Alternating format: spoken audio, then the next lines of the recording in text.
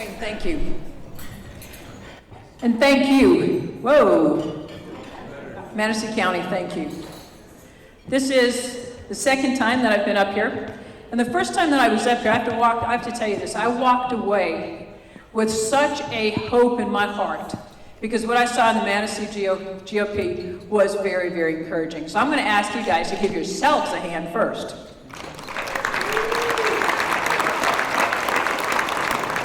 So I decided I love this county. But I want to share with you because people often ask what would make a doctor want to run for U.S. Senate? Well, there's only one wrong word in that question. What would make me want to run? As I am a disaster relief physician, I've been in medicine for 24 years. I know I was Doogie Howser when I graduated when I was 12. But I do disaster relief. And when COVID was at its inception and in New York City, I get a phone call from New York and saying, Dr. O'Donnell, we understand you do disaster relief.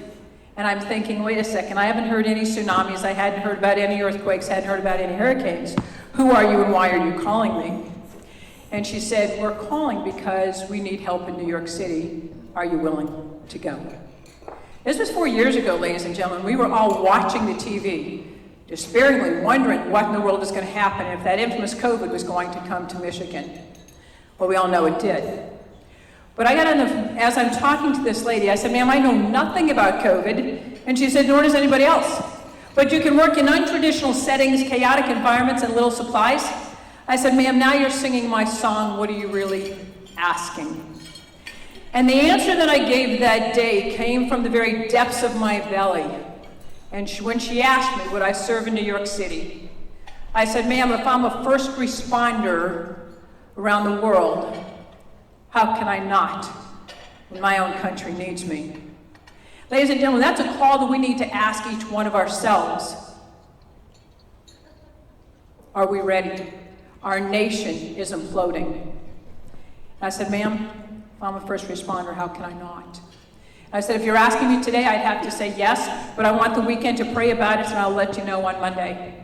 I get off the phone, and the reality of what I just committed to hit me. I thought, dear God, what did I just do? But I called my pastor, and he said, Doc, why wouldn't you go?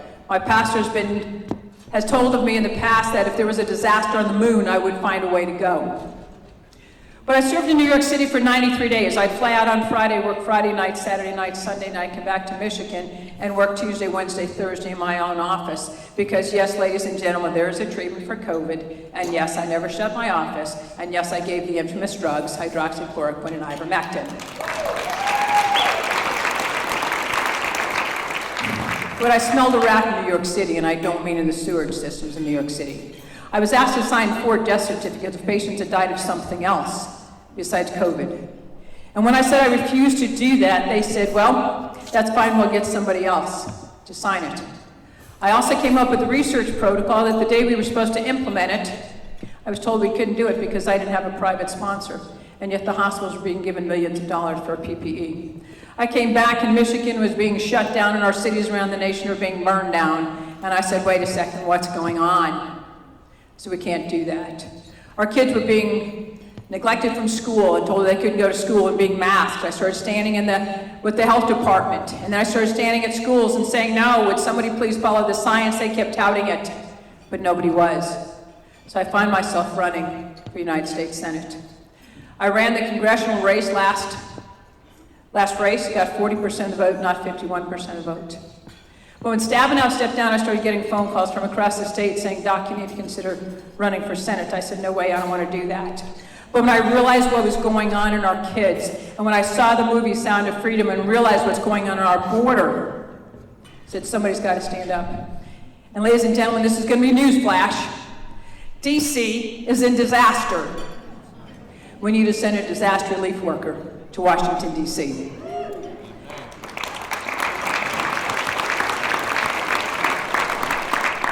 When I saw the movie Sound of Freedom, if there's those of you that hadn't seen that movie, that is a must-see movie. But what's going on the border, we're going to hear from Ben later, what's going on the border is not only wrong, it is evil and demonic in every way you can possibly imagine.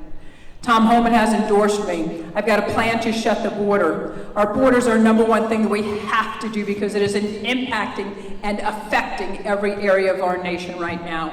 It is affecting our national security. It is affecting our inflation. It is affecting disease. As a physician, I can tell you that TB is coming over. Sexually transmitted diseases are coming over. We've got to close the border. Inflation is higher than it has been in decades, at least in my lifetime it has. We've got to stop printing fake money, monopoly money, and get our budget balanced again. Thank you. As a female physician, I am struck with horror that medicine right now would allow the transgendering of our children and would allow post-term abortion. That is the leftist agenda, and there is no one stronger than a female physician that can tell Alyssa Slotkin that that is evil, barbaric, and demonic, and will not have it.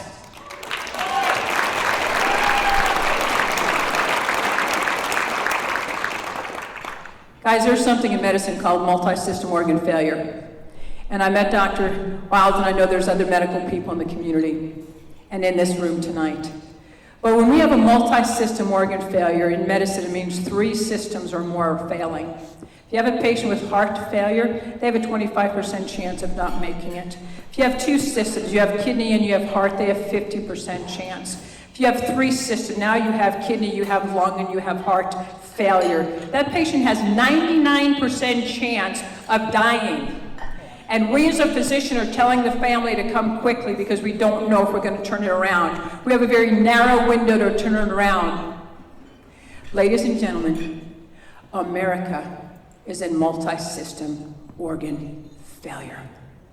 There's not a single thing right now in our nation that does not need repair. We've got to stop it here. I've been told, and I've not been involved in politics, I'm not a politician, I am a physician. But I've been told this is the most important election of our lifetime. We've heard that in the past. But ladies and gentlemen, this is the most important election in our lifetime. And it is high time that Michigan turn red again.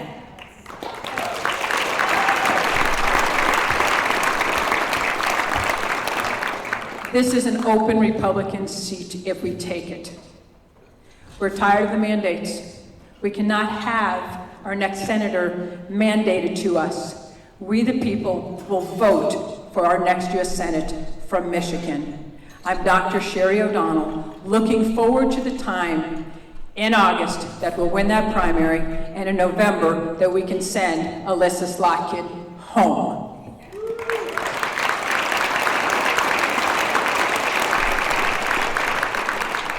But guys, we need your help. I want you to go on my website, DocSherry2024.com, like it forward.